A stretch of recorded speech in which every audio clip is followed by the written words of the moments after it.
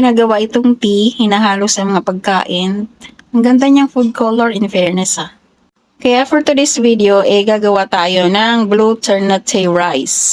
Nilagay ko lang siya sa mug, tapos nilagyan ko ng mainit, tapos binabad ko siya dyan.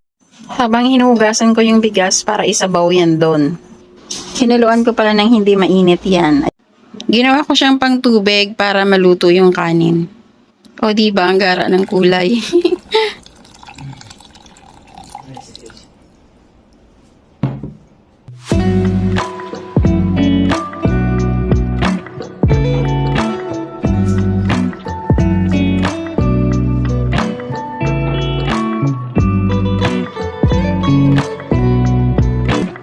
Natuwa ako sa kulay, mami. Iba kasi yung kulay. Ito naman yung isa pang paraan kung paano lutuin yung blue ternate. Ihalo mo